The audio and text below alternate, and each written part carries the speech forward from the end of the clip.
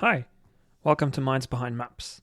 I'm Maxim Lutterman, and this is the latest episode in this experiment where I want to sit down with people who are creating and using anything geospatial to try to understand more about the field and the people in it. Today I'm talking with Beth Tellman, the co-founder and chief science officer at Cloud2Street, a company focused on tracking floods. If you've listened to previous episodes, you'll know that this is not the first time I'm talking to someone about flood monitoring. I've worked on the subject for a while, and I'm interested in knowing how different people tackle the problem. I wanted to talk to Beth after the publication of one of their articles in Nature, with the creation of their global flood database. As the name suggests, they created a global database of floods over 15 years using satellite imagery. I wanted to understand more about, first of all, how they built this, but also what was the impact of this database. On another hand, I also wanted to ask Beth about what it means to be a scientist, and why she chose to go down that path. She also holds the title of Chief Science Officer at Cloud2Street, which I found quite unusual. I wanted to know more about how they balance their for-profit work in a privately held company with the relatively open approach they seem to have. Throughout this conversation, we also talk about the role and importance that insurance plays when it comes to having an actual impact from the analysis that they perform. I've heard before Beth mention in a previous interview that her views on insurance went from the most boring thing ever to an important pillar in building solutions, so I wanted to know more about that. We also talk about the importance of accuracy and just how good models need to be for an analysis to actually become useful and usable. This is a topic I'm discovering and changing my mind over time as to what you really need to build a solution that actually helps people and how much accuracy really matters or not. And that doesn't just look like the best on paper. A bit of housekeeping. Before we get started, I'd like to quickly ask for your help. If you've enjoyed listening to these conversations over the time and have gotten something useful out of them, I'd like to ask if you could please consider going to mindsbehindmaps.com and leaving me a review there. There's a section on the website. Or on Apple Podcasts if you listen to your podcasts there. You'll hear some people say that it helps the almighty algorithm, but there's very little evidence of that, or at least I've found very little of that. Believe me, I've looked. Rather, the reason I'm asking this is that having useful, insightful reviews doesn't help people necessarily find the podcast, but it helps finding potential guests that I'm reaching out to get an outside perspective on the work that I'm doing. This is why I'd like to ask if you could take a couple minutes of your time, only if you'd like to leave a review either on the website or on Apple Podcasts. That's how you can help me get more interesting guests and eventually get more interesting conversations. I'd appreciate it a lot. As usual, you can find me on Twitter at Max Lunneman, but you can also reach out to me directly through the website I have, which is at mindsbehindmaps.com. You can also find all the previous episodes and show notes there. With all of that said, here's my conversation with Beth Tellman.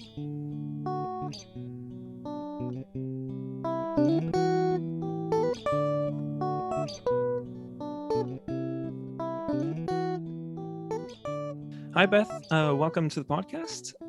I like starting this podcast, asking the same question every single time. And so I'd like to ask it to you as well. I wanted to know how you would describe yourself. Oh, how would I describe myself? That's such a big question. Because there's so many facets to who a human is. That's why I asked this. Yeah.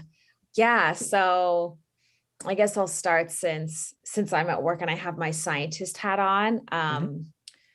Beth, the scientist, is somebody who is really excited about bridging different disciplines and fields to dive deeper into a question that it affects both humans and the environment. So I'm really interested as a scientist in kind of the coevolution of human and natural systems, feedbacks between them, how what we do affects the planet and how the planet changing affects us, how we adapt, who that affects. So I'm really interested in those two systems. And I'm also really interested in questions of kind of equity and justice and who those changes influence.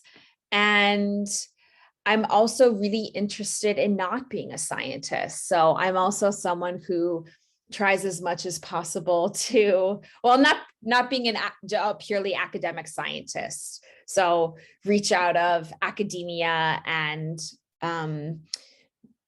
think about how the science and data that we do really influences people's lives on the ground. So my favorite part of science is fieldwork, because nobody knows landscapes better than the people who live in them.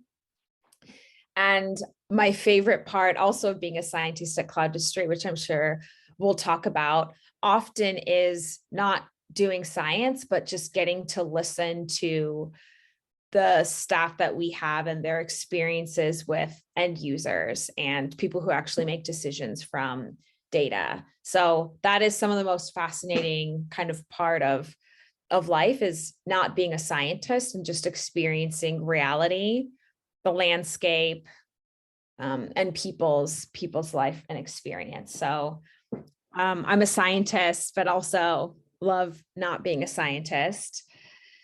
And the other maybe way that I would describe myself, and this is actually probably related in my approaches to science, is I'm just really interested in a lot of different things. So I'll often kind of pick up a new hobby for a while, or learn a new instrument, or get excited about learning a language, or a new sport, or especially extreme sports I find very thrilling, like rock climbing and surfing and things like that. So yeah, I'm not a homebody at all. I really like to be out there learning and doing something. I'm very extroverted. So the pandemic has been a big challenge for me in that way. In particular, I miss, being with people and learning new things and networking. And, the most creative, best part of science often is like the synergy of an idea existing that you never could have thought of by yourself, but that happens by accident because of a conversation you had with someone else. And that's been a little bit harder for me to reproduce, that sort of creativity and synergy in the pandemic. So Right. Yeah, that's for sure. that's a little bit about me. I'm Mm-hmm. also a new mom. So Yes. that's a new part of my kind of identity that I'm Yeah, pretty big getting to one. know. Yeah. And kind of figuring out how that fits in with the rest of my hobbies and work and Mm. interests, and very full life. There's kind of this new big experience. Yeah. So yeah, that's a And little bit about me.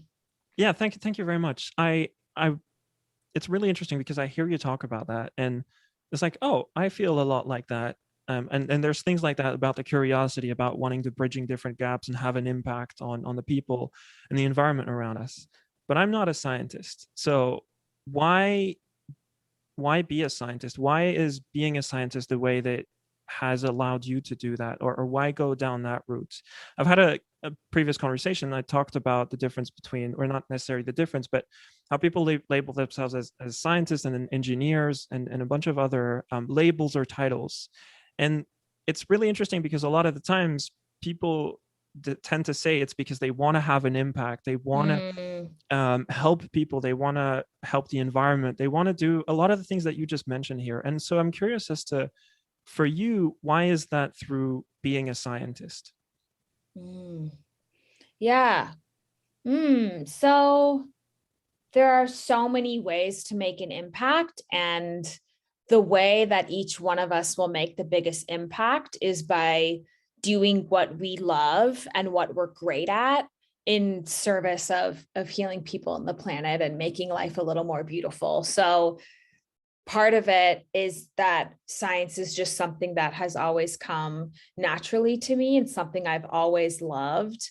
As a little kid, I wanted to be an epidemiologist and got obsessed with reading biological thrillers. And one of my favorite presents was getting a microscope for Christmas, and I would make slides of the turkey gizzards. And so it was something that I always really, really loved and was drawn to. It was also, I feel like science and data was something that came up when I was not doing science, when I lived in El Salvador for 4 years and was doing disaster relief, and felt really frustrated by the lack of data and science that were informing what NGOs were doing and how they were spending money, and that there was a lot of wasted resources. When the pie and this little is so small, and the slice of the pie you get of resources is so small. And when I was living in El Salvador, the earthquake in Haiti happened. So the small amount of resources that were available for disaster relief in the country were like all of a sudden being shifted to Haiti.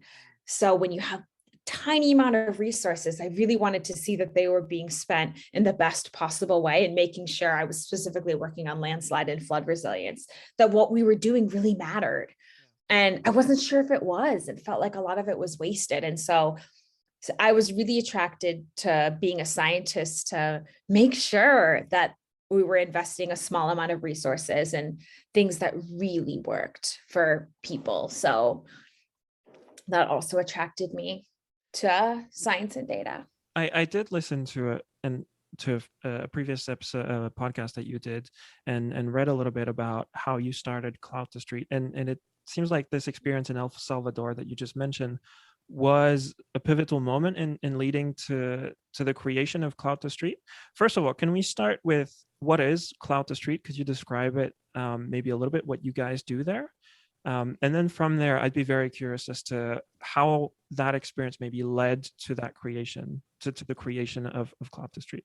Yeah. So Cloud2Street is a public benefit corporation. So it's a for-profit company that's legally held to a social mission. This is a special tax bracket, actually, in the US for companies like this.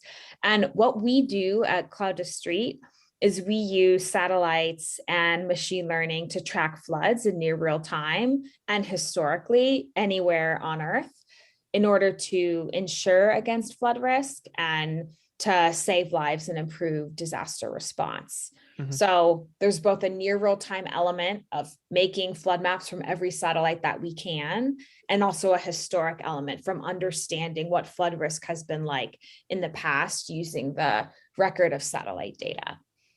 Can you tell me about what led to starting those efforts? And why build that? Why build a company, first of all? Because for a scientist, I'm guessing that's a little bit different than the work that you might have been doing so far. So I'm really curious if you could walk me through that journey. Yeah. So Cloud2Street started itself in many ways by accident, because I was just learning to code in Google Earth Engine as a master's student at the Yale School of Forestry and Environmental Studies in grad school. Google Earth Engine had just kind of gone public. So they had just had the Matt Hansen's cover of Science deforestation paper, where they had mapped deforestation at like a higher resolution and like further back in time than anyone had done before. And that was sort of blowing the top open of who had access to supercomputing and what that could do. And Google came to Yale and taught some Yale students how to use it, and then ran a little sort of contest where we could pitch ideas of what was the coolest thing that one could think up to do with Google Earth Engine. And I really wanted to map floods because I had lived in El Salvador and I had seen how disaster aid got politicized and not sent to the right place because there wasn't transparent information and data that relief organizations were operating on. And so whoever could move power in the system is sort of who got access to aid. And that had really dire consequences for people on the ground. I had just founded an NGO that was responding to that problem and trying to get aid to the people who needed it, that weren't getting access to aid because other people were manipulating it and moving it in another direction. So when I saw Google Earth Engine, I thought, aha, we can make flood maps for El Salvador. And I was sitting next to my co-founder, Bessie, who's the CEO, Bessie Schwartz, who's the CEO of Cloud2Street. And she was like, no, Beth, this is not just making flood maps for El Salvador. We could do this anywhere. And so sort of her bigger vision to bring me out of like my experience in El Salvador and see what this technology could do for a broader sense led us to, a class project and pitching an idea to Google that won Google's contest. And we started getting offers like of money for people to run flood maps in different places around the world. And after that happened like 3 times, we were like, okay, there's something here. So that's what I mean when I say Cloud2Street kind of started itself. It wasn't like we were like, oh, let's go start a company.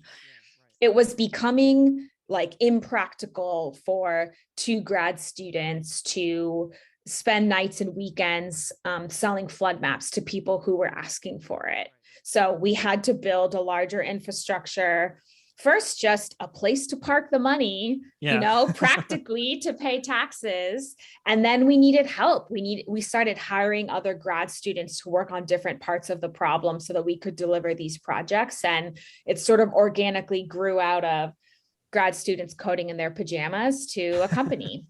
Right. 8 years later, this is sort of a That's long what I time was going to since that ask. So happened. it's a slow process that happened over many years. Yeah. We're not like the traditional VC story where it's like, well, the traditional VC story is, like 2 white dudes with a slide deck have an idea and, raise $10 million. That is not the Cloud2Street story. It's very organic, sort of started, from me experiencing flood disasters on the ground and slowly discovering different ways that we could scale this solution and technology. Right. To the point where quite recently you guys published a paper in Nature, and you've produced this global flood database. And so that's like a huge milestone, I guess.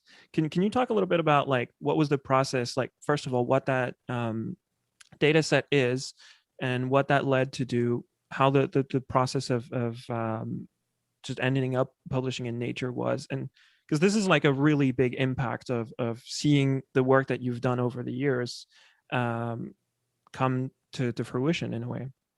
Yeah. Oh, I would love the opportunity to tell the story of sort of how the global flood database came to be, which I don't think I've gotten to do on any other podcast, but I think it's a really inspiring story for especially other grad students. Can we first, but I'll tell you what it is first. Yeah, exactly. Thank you.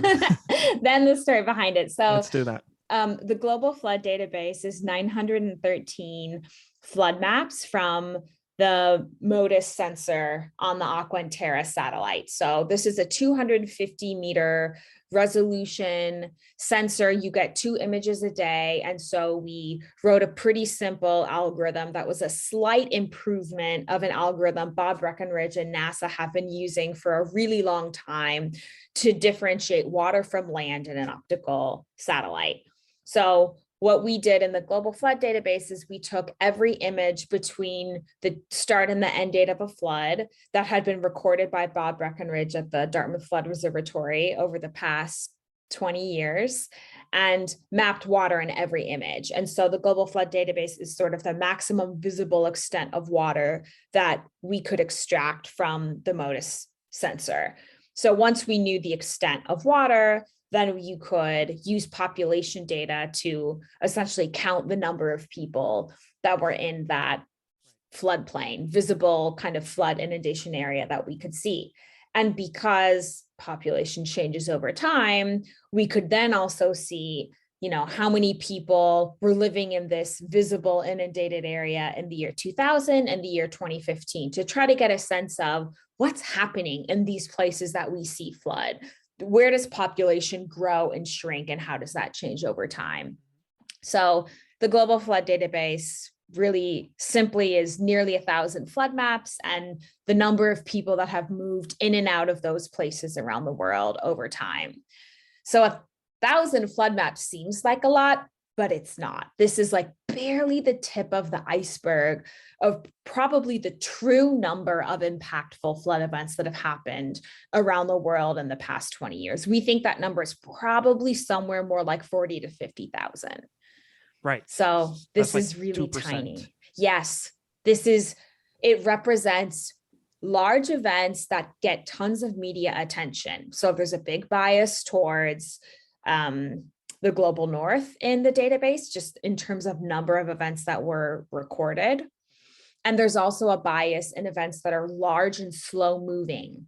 So because MODIS is an optical satellite, every time there's a cloud, we can't map water. Thankfully, clouds move. So if the water stays for 2 or 3 days, we have a pretty good chance of capturing it.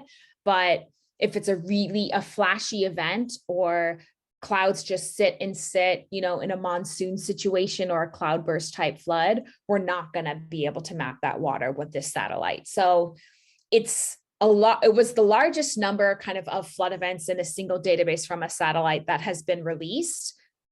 But it actually represents, kind of, as you said, just 2%, like a very tiny amount of the total available. Before we go into the story of it, I just wanted to ask a question. Like, you mentioned that when you did that, it was a slight improvement over a previous algorithm that already existed. Mm-hmm.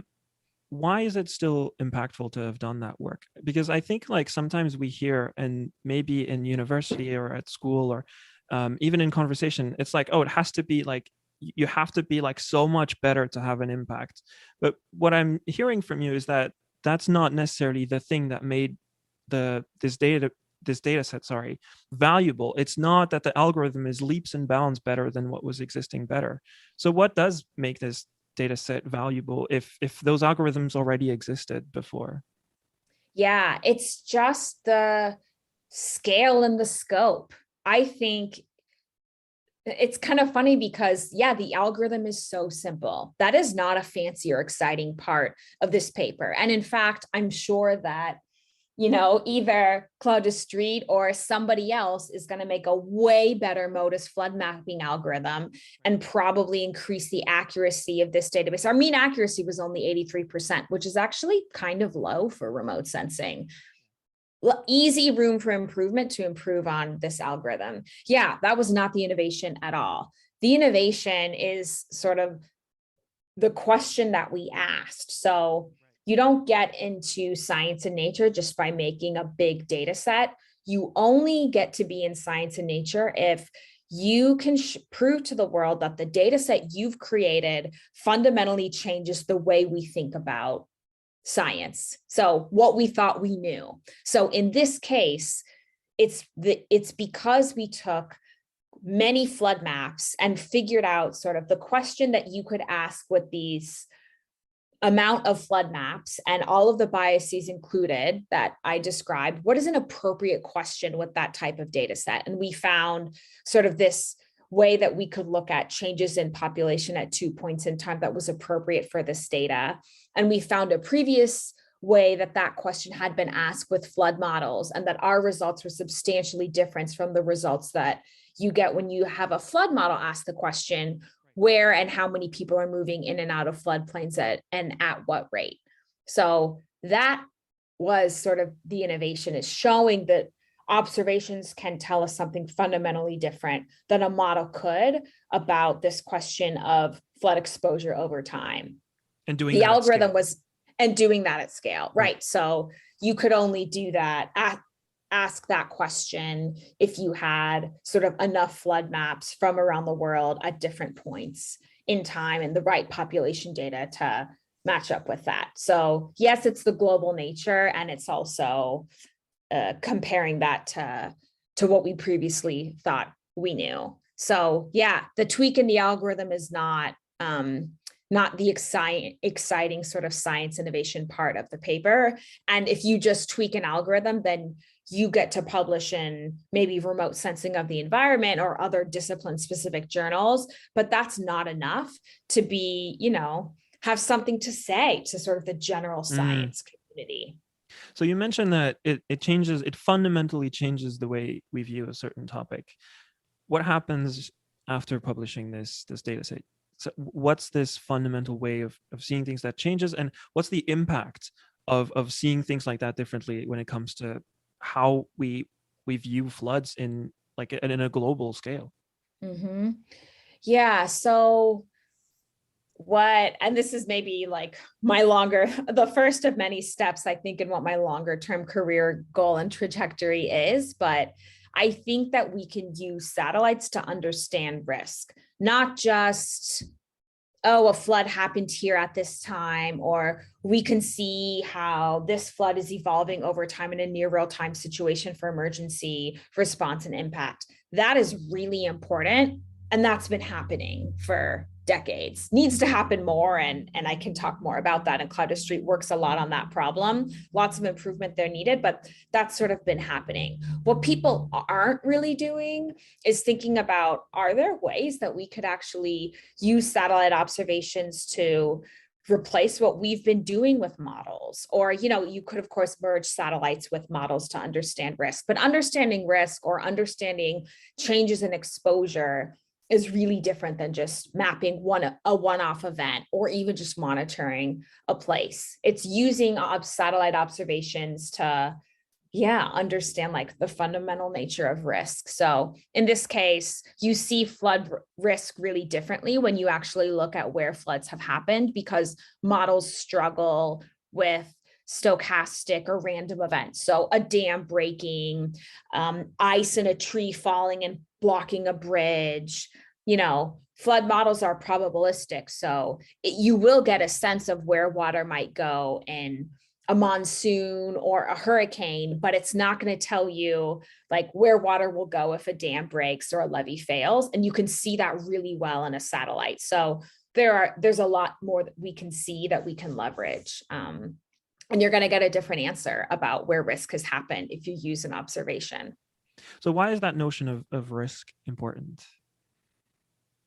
Because understanding risk is how you actually build resilience and mitigate future flood damage. Right. So you have to know, where should I be putting or not be putting factories, roads, bridges, and refugee camps? How much money do I need to have in my capital reserves as a government, to replace damage if it happens in this location, if we're going to have a lot of our trade and infrastructure along a river? And what do we think that amount of risk is going to be? And oh, wait, I actually don't have enough in my budget to repair those damages. I better get some insurance. And this is how much insurance I'm going to need in exactly these places. So it helps you sort of have a strategy of, where do I need insurance? What do I need to move because I can't insure this risk?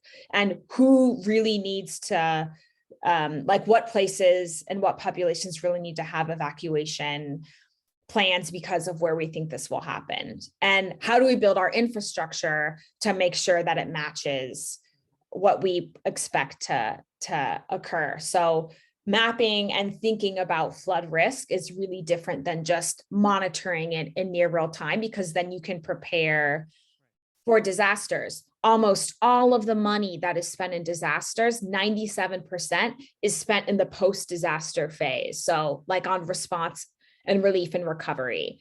We only spend 3% kind of disaster dollars in this preparation phase. And if we can move and shift, how much we're spending to prepare for these events, then we might not need to spend so much money on the other end recovering from them. So that's why understanding risk is so important. Right. So it's moving towards that prevention phase about not reacting, but being proactive on that specific problem. Right. Yes. I want to come back to what we were going to say about how this data set got created. Like, we were going to go there, we digressed a little bit. So I want to really come back a little bit to that. Could you tell me a little bit about how this data set came into existence and how you guys created it? Yeah, so this is just a fun little story to tell. So I was a graduate student doing my PhD at Arizona State.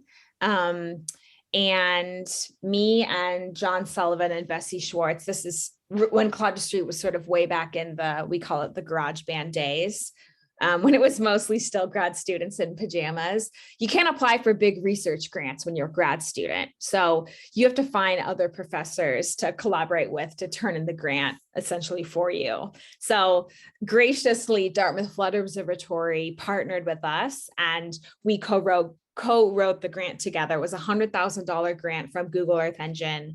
And that is what funded the Global Flood Database.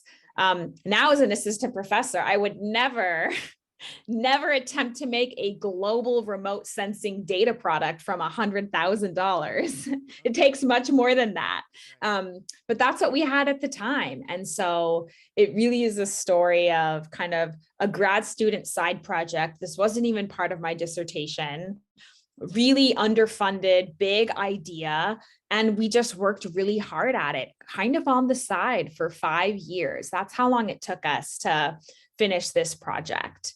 And there were many people along the way that said, you guys should just give up on this, publish it in some remote sensing journal. Why are you trying so hard to publish in Science and Nature? And there were a lot of people who didn't believe that this was big enough or important enough, or that we could do this. But there was a Google Earth Engine engineer, Noel Gorelick, who told me one year at AGU, this is like the big Earth Sciences conference. He said, Beth, you guys need to try to do your version of this paper in Science or Nature, because if you just publish this data set, somebody else is going to get the Science or Nature paper. Don't let that happen. Okay, so we spent a really long time, like a good 2 or 3 years after the data set was produced, kind of looking for that nugget, like looking for the reason of, what do we now understand differently, what I described before, because we've made this big data set about the fundamental nature of floods? What is the value in this? And that took as long to create as the data set itself. So I just like telling that story because, you never know if your grad student side project is going to end up on the cover of Science or Nature. And if you let people discourage you, even at some point, my advisors were like, what is this like side project? Please just finish your dissertation. Don't listen to the naysayers. Yeah, that's, I guess, why I wanted to tell that story. This is interesting because that's not the takeaway I'm taking from it. For me, it's like, oh, you made a data set and that's like half the work. Like sometimes it feels like if only we had this data set, all our problems would be solved. And what you're saying here is that no, that's where your problems start. Like that's the foundation to then solve all the problems. Yeah. Yes. This is kind of the nature of remote sensing data, because all we can see in Earth observation, well, this is maybe somewhat starting to change, but mostly what we can see is land cover or sort of changes in the biophysical nature of something on the Earth.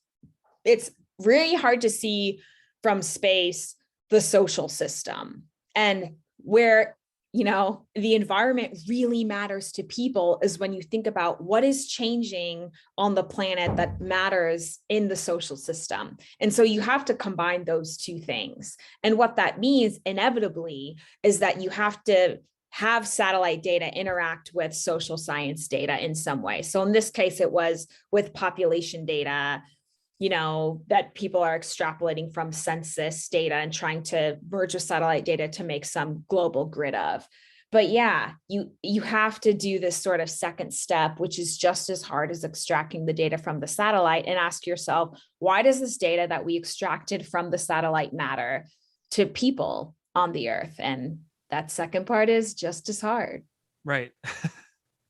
So now I want to get back to what you were saying about when we were talking about risk and insurance. I listened to the podcast for IEEE that you did. I'll put that in the show notes.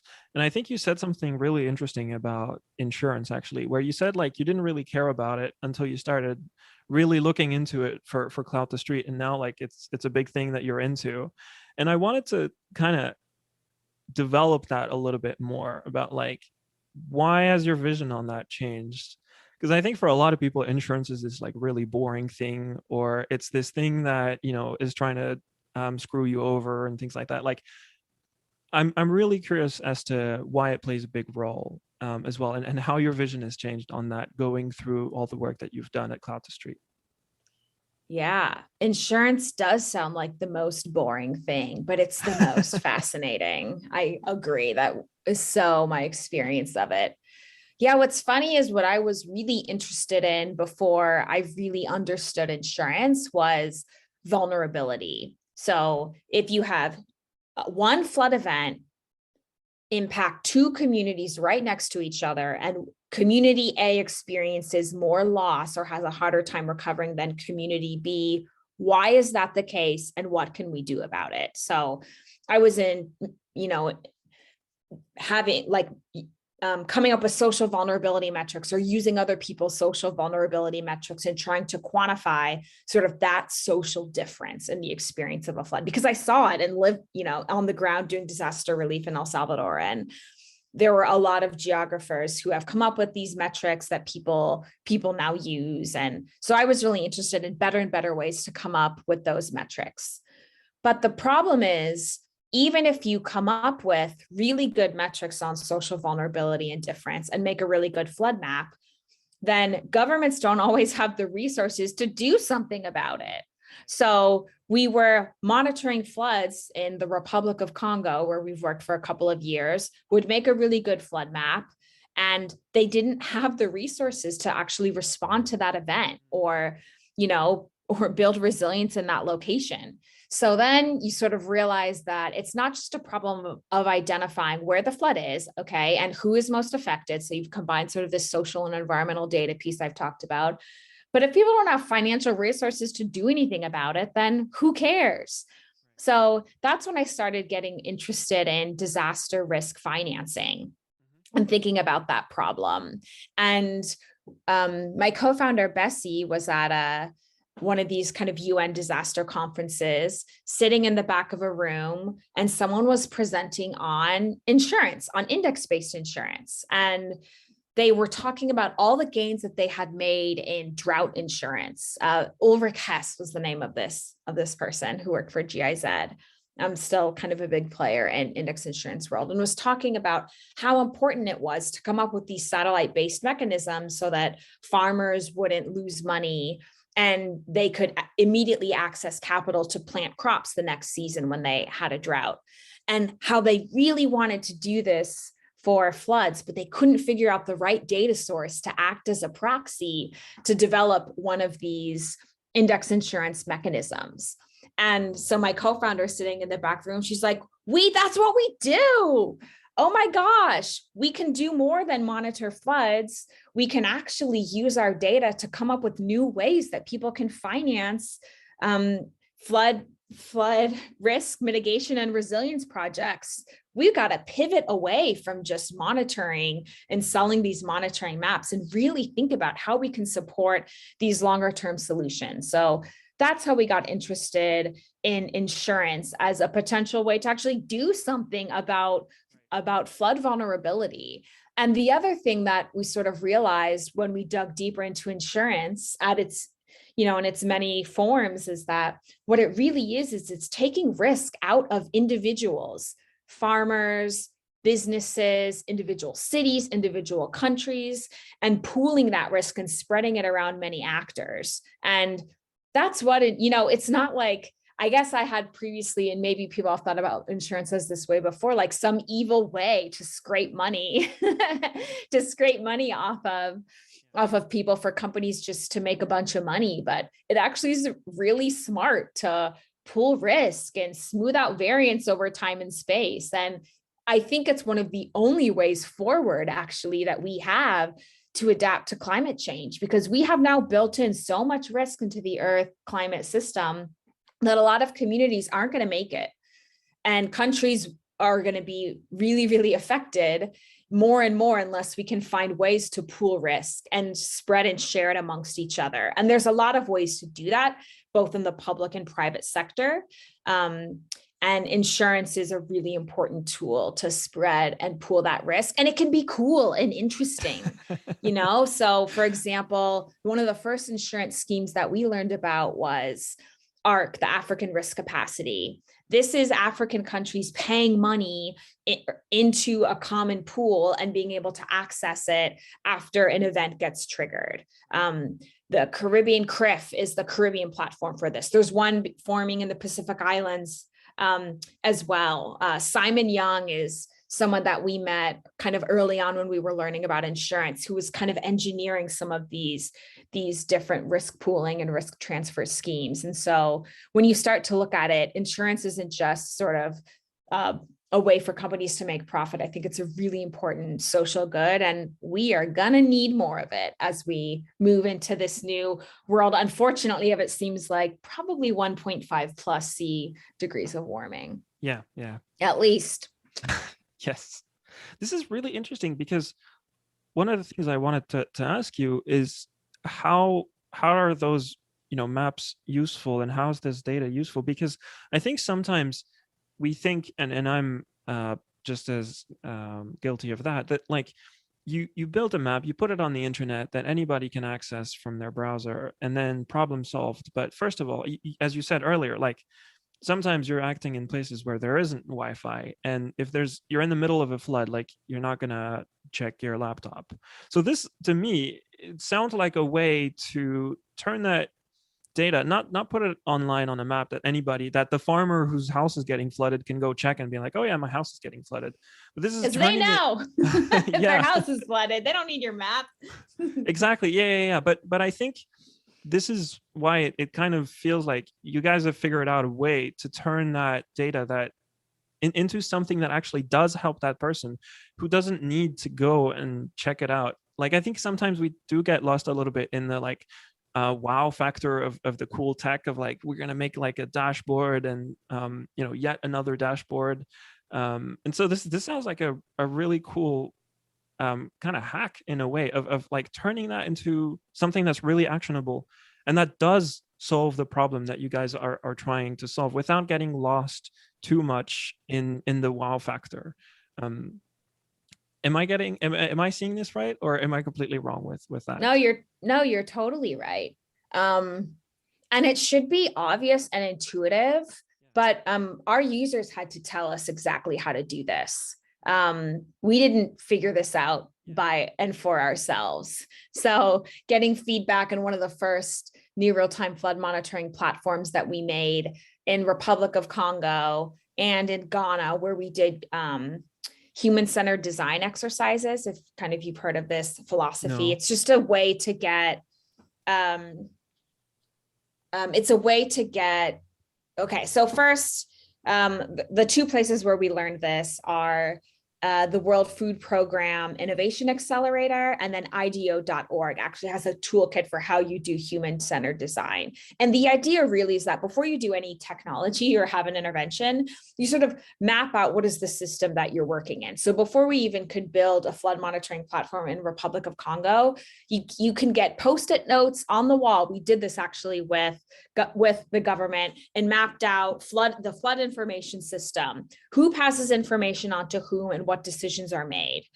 That is sort of the first thing you do before you can even think about designing a dashboard or something like a dashboard. We then designed something, and then they had to use it in a real scenario and realize what things worked and didn't work, and what was actually, how did they need the information summarized? What were they really going to do with this data? They definitely were not going to zoom around every day looking for flooding in their country on a slippy map. No, like people want like something you could send in a WhatsApp message in 3 bullet points of what happened and where, so that they could make the first humanitarian aid appeal. And then later on the line, you might need actual maps of where to go, but just you need to massively summarize this information. So you take the data from the map and figure out, how does this information need to be summarized in what categories? Is it people, crops, kilometers of road? Like, what are the things that they need to plug into the humanitarian aid appeal system or into their government system? So that's part of it. The other part is, once you've actually figured out how to display the information and summarize it into what categories, you have to get a sense for like any approvals that are needed to use the information. We hadn't even thought about this. So in Republic of Congo, we had to translate all of our methods into French and give government trainings and presentations so that we could get legal approval for them to use the data in a certain situation. So there are legal and institutional mechanisms that you need to go through after you've made the maps and summarized the information in the right way, sometimes, for it to actually get used. But you're never going to understand all of that unless you start with, something very non-techy like post-it notes and arrows on a wall that have nothing to do with satellite data and maps. So you've got to map out, where are the humans in the system? How do they interact with each other? And then figure out, where can you plug in the insights from satellite data to that system? So that's kind of this sort of how we implemented human-centered design. And there's a lot you can do from that. That's traditional UI UX design of how big are the buttons and where do they go and what colors and, how people see and understand data. That's all really important. But I think sometimes that gets a little bit overplayed, because none of that design matters sort of aesthetically unless you figured out like the function of humans in the system that you're trying to impact. Right. This is really interesting, because it feels like so many times we hear about, the accuracy of the prediction that we're making, or how good the model is, or how accurate the data is, or things like that. And it's, of course, it's really interesting. It's really important because, if the underlying data is wrong, you can have all of that figured out, and it doesn't really matter. But it feels like, at least from what I'm seeing, I hear a lot of the conversation at, there's filter bubbles and things like that. But I hear a lot about people feeling like, oh, we need better data to, like, better quality data to have an impact. And at least what I'm hearing from you is that, yes, it is important, but it's also about like bridging that outside of people like you and me, who are just big map nerds who love these things, to people who just have a problem and want it solved in the simplest way possible. Yeah.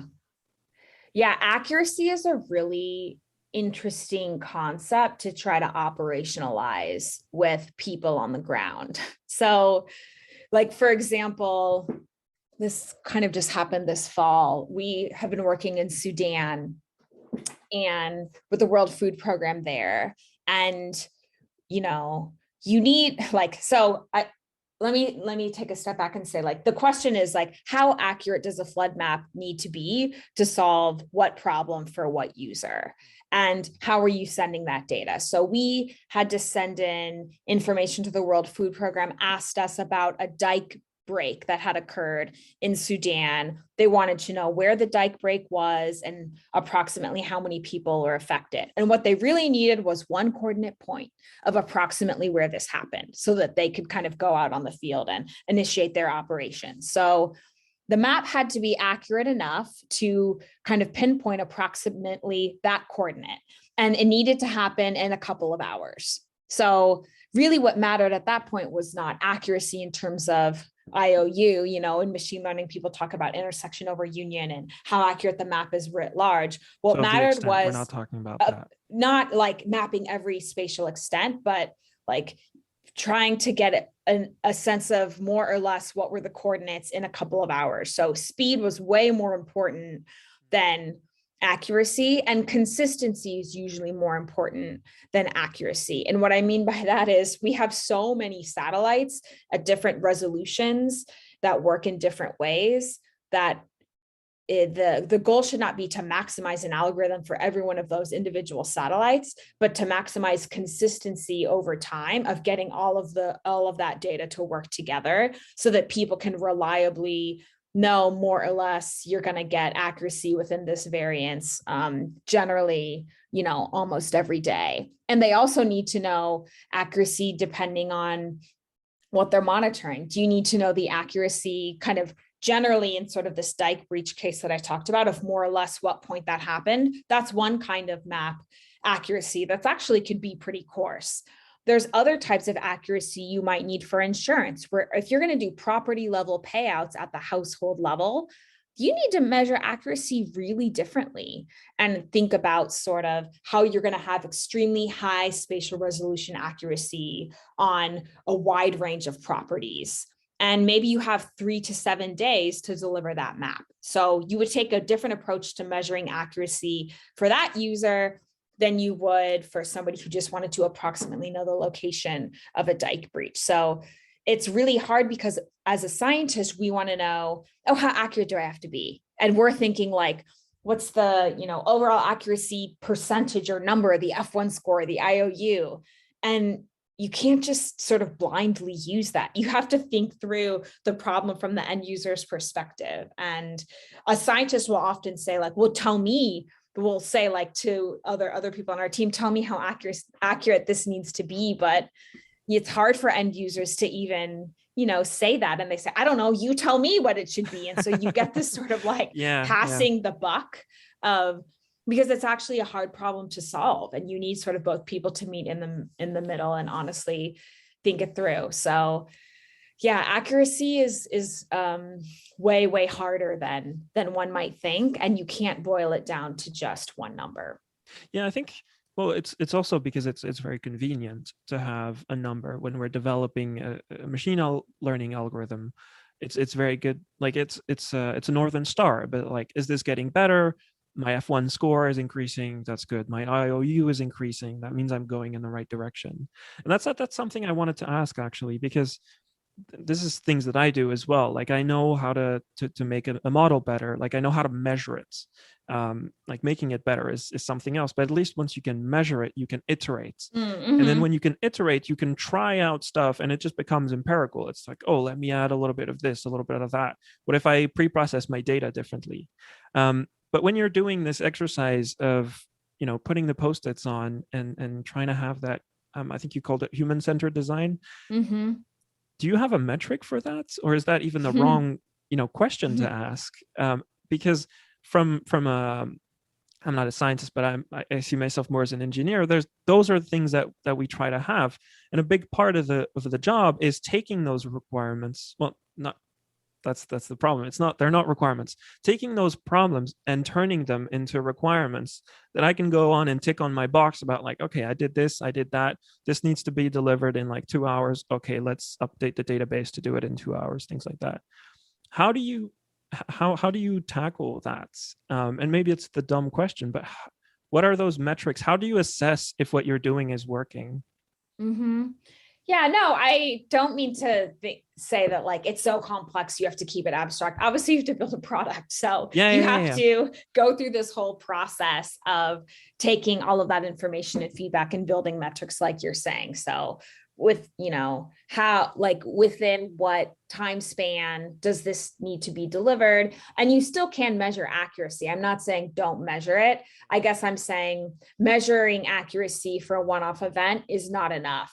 Maybe you need to look at your accuracy over several rainy seasons and the variance between that. And if people are trying to make decisions about refugee camps, then you should probably measure the accuracy of your algorithm on refugee camps specifically, or that specific piece of infrastructure, and have a sense of how well your algorithm does at measuring the things that your user cares about at the time scales that they care about and within what time that product needs to be delivered. So you just need to have many metrics of accuracy that are like more specific to that problem. So definitely it should be quantified and you should have benchmarks, but you should also, like, sometimes if it's hard to come up with a quantifiable metric in terms of an F1 or an IOU score, and people just can get a sense of it and it's hard to quantify, you can start there. Like sometimes we'll just have people look at maps and say, like, is this good enough? Yes or no? Why or why not? Where is this a problem?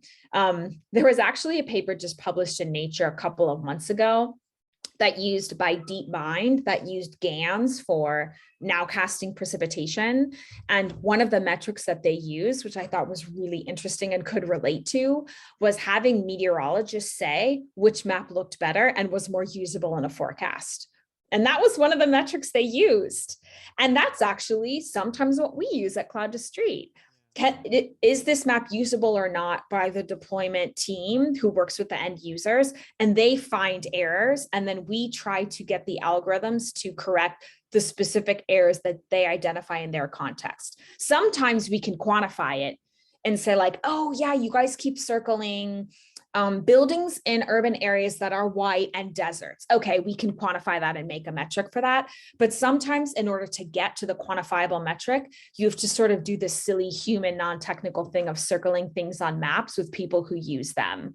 And then you can back out the quantifiable metric from there. So yes, as a scientist and somebody who's building algorithms and engineers, you've got to be optimizing for a set of requirements, and you just have to be really thoughtful about how you get to what those requirements are. Right, right. That's so interesting. I love this idea of like building this in-house metric about like this thing that your model has an issue with, and so you want to start tracking that. It's such a really interesting idea. I want to take go on a different route, and I'd like to talk a little bit about um, the kind of like financial side of the business, and just the business side of things as well. At the very beginning, you mentioned that Cloud2Street is a for-profit company, but I think you mentioned it was a public benefits company. Did I get that right? Could Yeah. you Yeah. elaborate a little bit about like what that is and how you guys decided to do that? Like why go down that route? Yeah. This was a big part of sort of Cloud2Street, finding and solidifying its identity, since it Right. also sort of started itself in some ways by Yeah. accident. And so we thought about many different models for the company. Could we be a revenue generating nonprofit? And we just have this service that we charge for to keep the lights on, keep the prices down, and deliver this, make the service available to humanitarian users. That's one model that we considered. The problem with that model is that you have a hard time attracting top tech talent. So you want to hire machine learning engineers and pay them nonprofit salaries, good luck. You can't actually build top tech if you don't have the capital to hire the talent.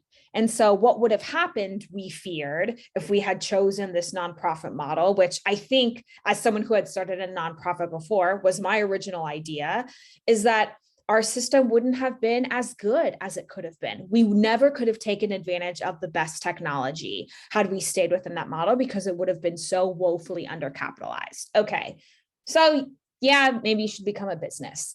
So for a long time, we were bootstrapping. So selling maps and data, trying to save as much profit as we could to hire the next person to slowly improve the system over time. That essentially isn't that different than the nonprofit revenue model, because you're just going to move too slow. And when we're in this world where the satellite space is exploding with hundreds of new satellites being launched every year, you want to take advantage of that. And you're not going to have the staff to do that as a like boutique flood mapping company that doesn't have growth in mind. So we maybe could pay higher salaries and hire the talent that we needed, but we couldn't like take advantage of all of this new exciting growth in satellites and AI. So really then we started looking into venture capital, and we were really scared to do that because we didn't want to lose our mission. And we have heard so many horror stories and so many like examples of companies who get on this VC track. Then there's all this pressure to sell. You sell crap and you sell vaporware, and you don't actually solve the problem that you wanted to because you have this revenue pressure and your product sucks, and so we really were scared about raising money for a long time. But we found sort of the right set of investors who sort of talked us into taking their money in some ways and thinking about all the legal ways that we could protect the heart of the company to make sure that that never happened. So yeah, as founders, you can make sure you choose investors who align with your mission and vision, and all that all sounds fine and great, but you need to legally protect as well to make sure that that change doesn't happen. So being a public benefit corporation allowed us to both raise money and build really amazing flood technology and have the capital to do so, hire the right staff, but have a legal protection clause that sort of forces us to adhere to our social mission as much as to profit-driven motives. And so that we may have some legal recourse, if something went really bad, which I don't think it would with the investors that we have, to protect the mission of the company. So it's a little different than a B Corp, if you've heard of those. So No, that's a way that I'm not super familiar. Could you actually explain like maybe in like, explaining like me like I'm 5, what or maybe 10, let's say, Yeah. like what Yeah. it actually means and what is that legal protection? Because I have that kind of vision as well about like you either bootstrap the hell out of it to be able to control like and do the thing that you want to do, or you go all evil and you take the VC money and then you're basically working for someone else. But yeah, could you just explain like in simple terms maybe like how what kind of protection does that bring to you, and why is that the interesting thing to that you guys went for? Yeah.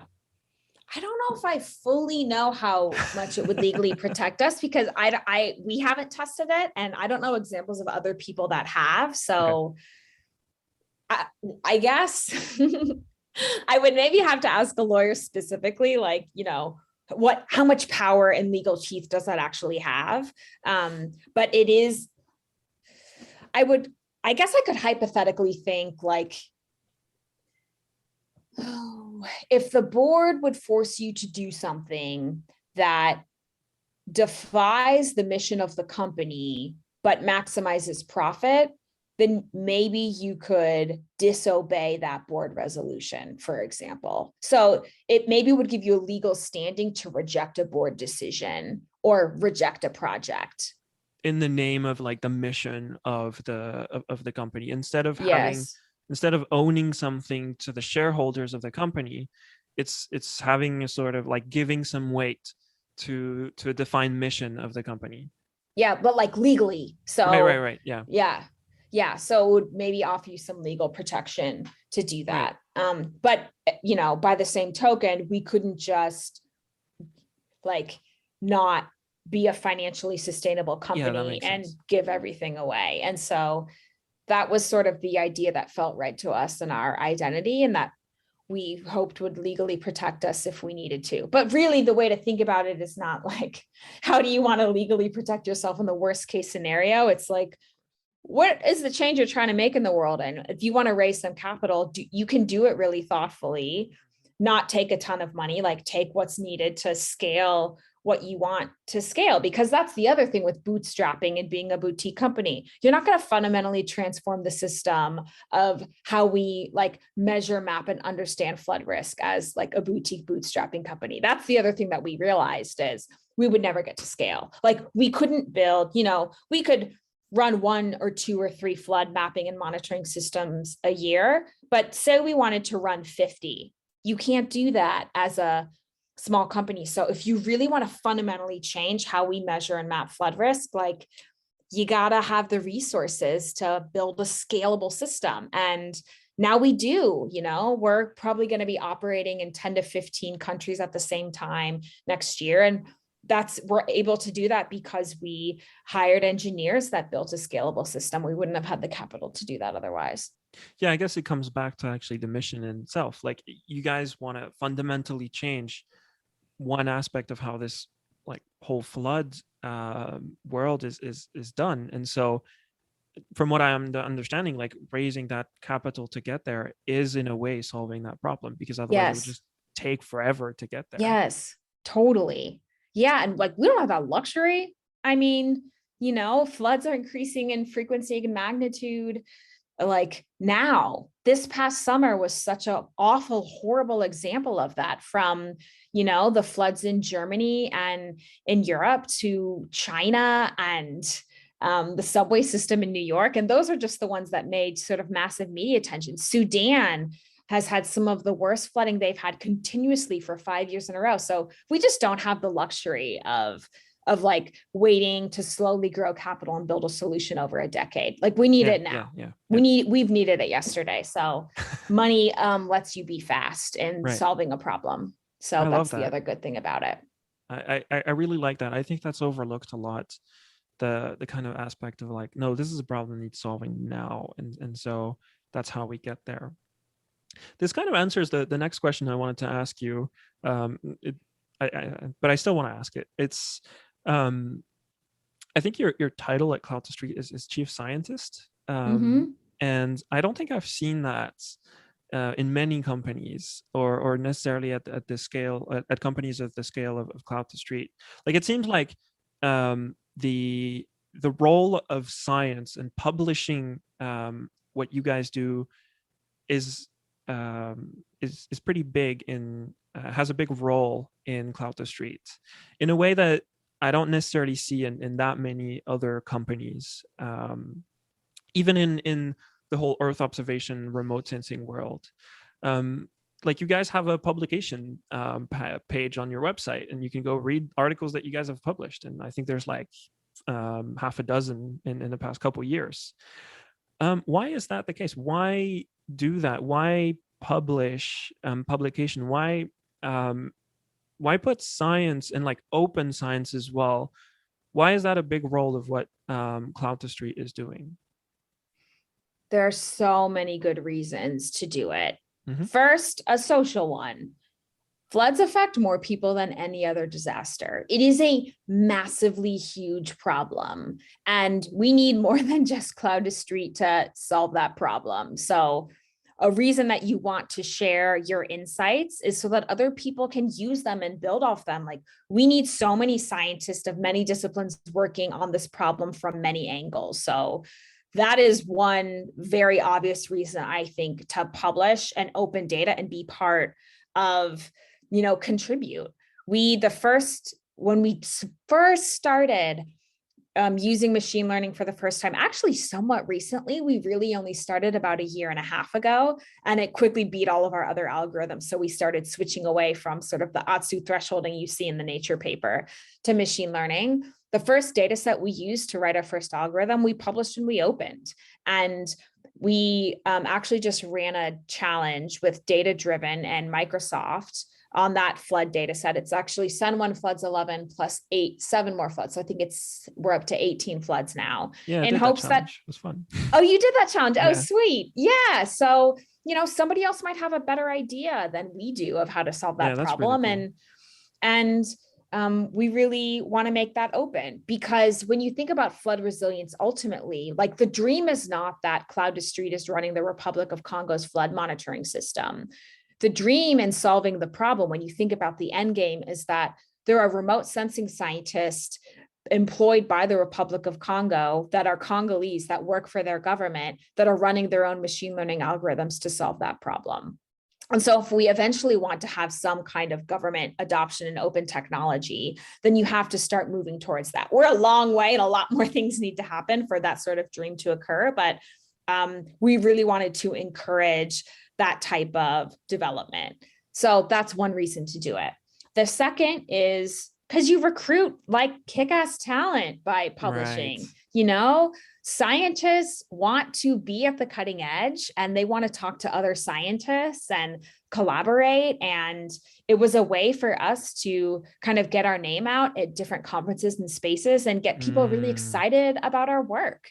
And then we could sort of use it when we do technical tests and interviews, and we have kind of data sets people have seen and can play with. It's really fun. So it's been a really important way for us to recruit top talent, especially kind of people who are somewhat academic minded and like me, and want to retain a foothold in that world. So talent's another reason to publish.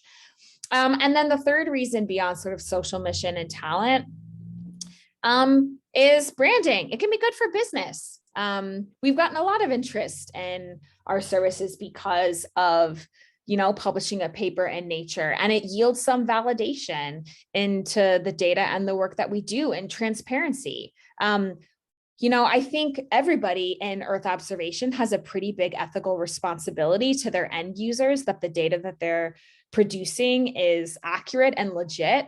But if you're in disaster relief, that bar's higher, because your error in sort of the data you produce could mean that the wrong person gets access to food aid or doesn't get rescued. It's like life and death consequences of the fidelity of your science and data when you're working in the disaster space. So it's pretty important to be transparent with your users. And the way to do that, the best way to do that, is to have that peer reviewed by the scientific community and have it be totally open, so people really understand what you're doing and the limits of what you're doing, because scientists don't let you just sort of brand and talk about the good parts of your algorithms.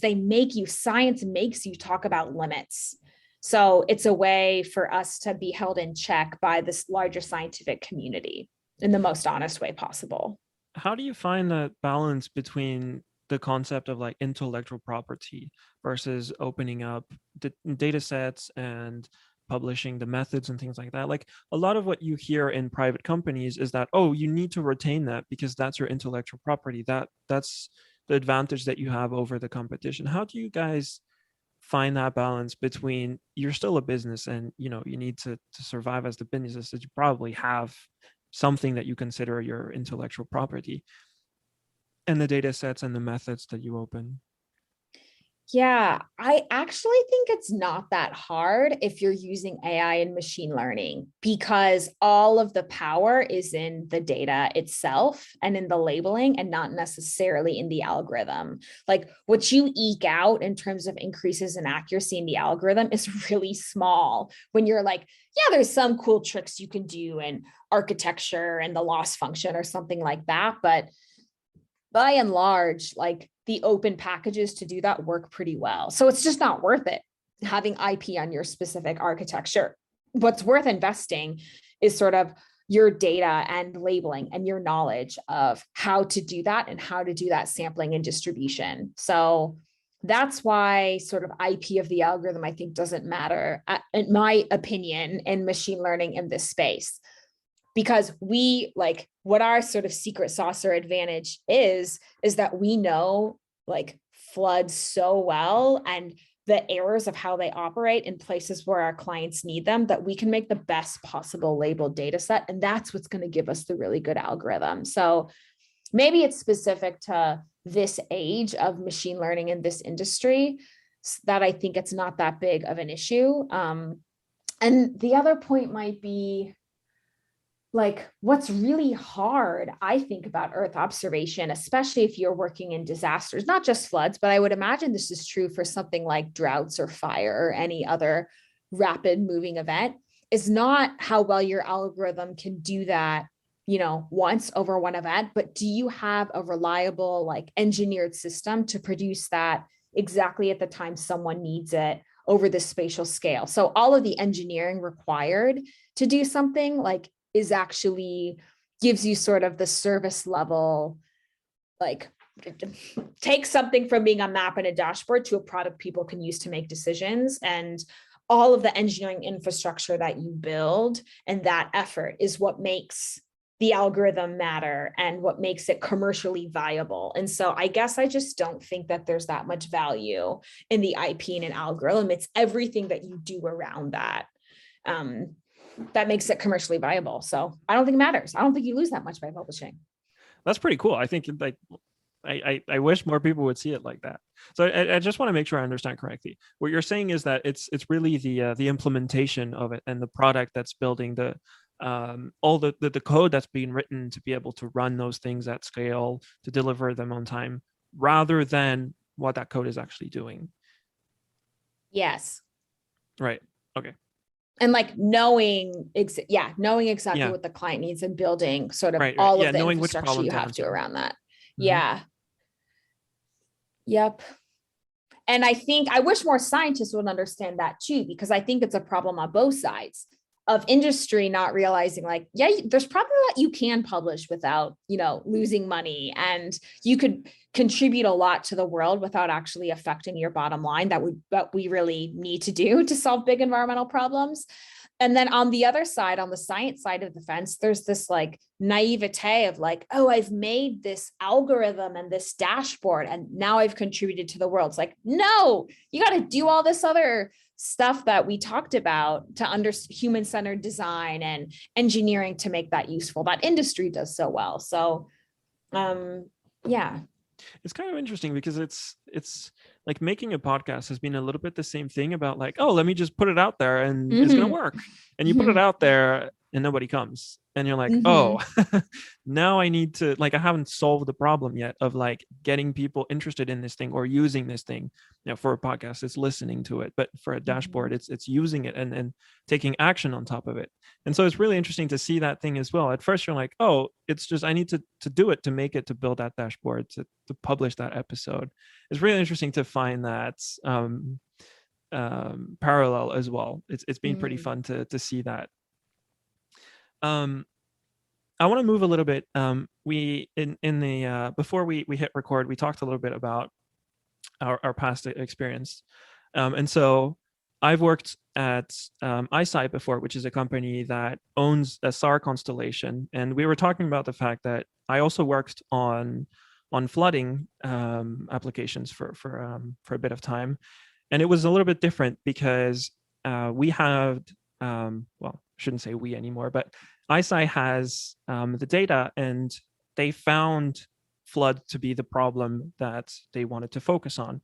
And now that's the problem they're focusing on because of the data. And for you guys, it's the other way around. It's like you found the problem, which is we want to solve flooding.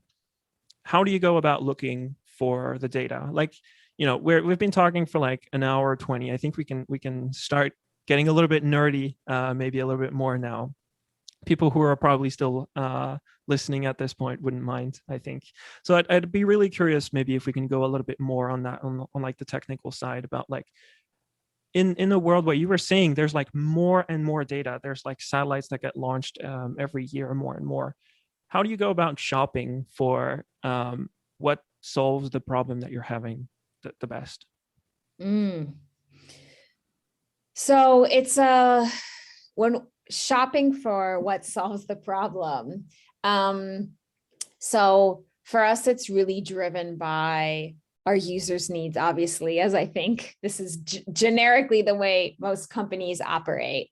And what has been one of the biggest challenges in flooding is the need to capture the maximum possible extent of what happened in that event.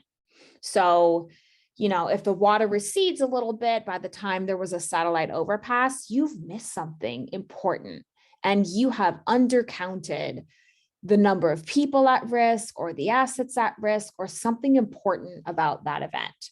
So if the satellite flew over at the wrong time, you don't capture it well. So one of the things that we have really started looking into as we're shopping around for different satellite products is how flexible is that company able to task a satellite and take a picture at the location when we need it. And if forecasting isn't great, because forecasting kind of somewhat works for hurricanes, but really hard in, say, like tropical convective storms, and we need to do imagery over and over again over this location, how often and how quickly can you do that? So that's one thing sort of that we look for, is sort of speed and repeatability of observations in a location. And the second thing maybe that we look for is obviously the ability to discern water from land. That sounds really simple, but there's optical and there's radar satellites, and radar satellites can maybe map water through clouds and optical satellites can't. And different frequencies of radar aren't going to be able to pick up water in an urban area because the radar signal is bouncing off buildings or it can't penetrate the vegetation canopy. So if you're interested in riparian flooding, so you have to start thinking then about, okay, like, what type of data is there and what's the spectral frequency, or at what frequency of radar are they mapping? And then what's the precision of that data? So Planet Scope has gotten a lot better, but sometimes small sats are really variable from satellite to satellite between images. So then you have to think about, okay, how much am I going to have to invest in making an algorithm here? And what's the consistency of this data over time? And am I going to be able to build an algorithm, rapidly apply it, and send it to the client when they need for a flood? So then you start thinking about quality and consistency of a satellite data product. So those are kind of the things we think about when like shopping around different satellite. Oh, well, one more thing, extent. So I guess this is similar to the repeatability issue, but if you're working over a city versus the entire country of Ghana, which we monitor, then we have to think about like, how big are floods normally in this location or the locations that we work in? And can they map the whole flood, or can they monitor this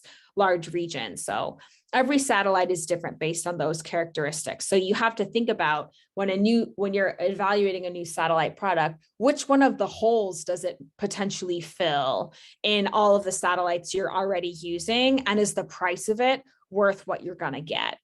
from that satellite, because especially for us working with so many clients in developing countries, the price really matters.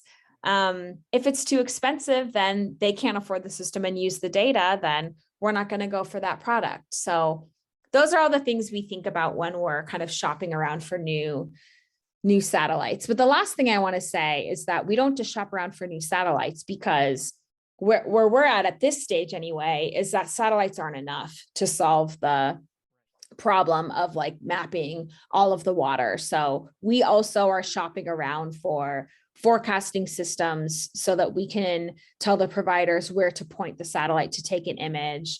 We're investing a lot in assimilation with flood models to think about where can we model what we can't see and measure how good it is. And where do we get data on the ground to then actually measure how well we did, to even know if the model assimilation you came up with was worth it. So yes, we shop around for satellites, but there's kind of more that we're looking at in terms of services other startups and the science community is innovating and offering that we need to bring in to solve this problem. Yeah, I guess it's like shopping for satellites until there's something better than satellites that solves, again, the problem that you guys are trying to solve. Mm-hmm. So I want to go on a little bit the limitation as well of the sensors that you might be using. Like, for example, we mentioned earlier that in the database that you were you published, I think we talked about 2% of the floods that happened. How do you think we go about handling this? I don't know, what should we call it? Bias, because it's about the floods that we can see. So you're saying like flash floods, for example, are maybe underrepresented in the data set. How do you think it's important to move forward with that like knowledge in mind, that this is like it's not necessarily a very stratified representation of all the floods in the world. It's not just 2% of all the floods, it's 2% of some specific floods. So how do you think that comes into action when it comes to the decision making as well? Like, have you found it like really important to emphasize, for example, like, oh, if you're interested in like flash flooding prevention, for example, maybe don't rely too much on this because this is a known limitation. Like, I'm very curious as to how you've tried to take that into account as well, knowing the limitations, because sometimes it feels like we're like, oh, this thing is like imperfect, and then you give it in to someone else and they're like, oh, this is the ground truth of everything that exists. So I'm very curious as to how you guys have tackled that. Yeah, so we do it on a case-by-case basis with each client. We call it scoping. So we talk to that person about what major flood events have mattered to them, and we see if we can map them. And of course, we can't map flash floods. So kind of they give us a list of events that mattered, and we really clearly state, we couldn't map this. This is too flashy. This topography has too much elevation. We gray out areas of the map where we know we'll have no data ever to map events in that place. So we go through a pretty intensive process with our clients using the historic satellite record to show them what we can and can't do. So we're very explicit about no flash floods, urban floods rarely. Like, we have to do a lot of work to see like how dense is the city, and how much do you want to pay for tasking commercial satellites. So we give people a lot of optionality, and we tried to be very, very honest with what type of floods we can and can't see. That's how we handle it. I guess it's like really emphasizing that this is not a like silver bullet. You're not like solving all of the problems in the world. Yes. We can just see like a specific type of floods in specific regions. And even, as much as you emphasize that, it's sometimes hard for people to really understand and know unless they can see it kind of in an event for themselves, which is why it's so important to try to use their historical context of what they know to explain the limitations and show what that is. I think this is actually most of what I wanted to talk about. So I start always with the same question. I like to end always with the same question. I'd like to ask if there's any books that you might have read recently that you think are worth recommending. Not necessarily about anything to do with flooding or remote sensing, just books in general, or podcasts, or actually any media that you think is worth sharing. Articles, like papers as well.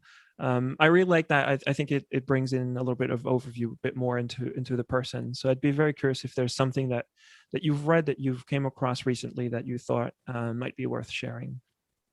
Yeah. I have a few. Mm-hmm. I really like to read like big nonfiction Okay, let's books. go. Um, I really liked Capital by Thomas Piketty, which I read cover to cover. I think it gives a really important understanding of how inequality works and is created. More important now than ever to think about, as we are kind of in one of the most unequal kind of distributions of wealth we've been in a long time as a global society, and how the impacts of climate change are going to map right onto that inequality and probably exacerbate it. So I Mm-hmm. think that's really important book for people to read. You could just read the summary article in Science, I suppose, but I really enjoyed like doing it cover to cover. I tried doing it as an audio, but does not work. Like Okay. descriptions of figure 1 Oh AB yeah. x-axis, like that don't work on audio, so I don't recommend it Right. on audio. I really liked Seeing Like a State by Jim Scott. That's a book that talks about sort of like why government exists and Okay. how government has sort of created all of this order to like tax us essentially, and how that works. The address system, why last names exist, how Oh, interesting. cities have become sort of square grids like Chicago instead of sort of older European cities that were sort of like more spirally Mm-hmm. and more organic in form. I love that book. I know that's maybe not super related to satellite data, but it Oh, also is, as but you I think don't about, want it to be like it yeah, should what is the not be. function It's of just about like government? whatever comes to your mind. Like, Yeah, so I no, this is like great. that book. I also really like, this is kind of controversial in the sort of like social entrepreneurship community, but everybody's reading it. I feel like it has an opinion. Winner Take All. Okay. That book is really important, I think, for entrepreneurs to think about, to sort of critique the role of VC and capital in solving social problems and what the real limits of it are. I don't agree with everything in that book, but it's a Right. really important perspective for us to reflect on.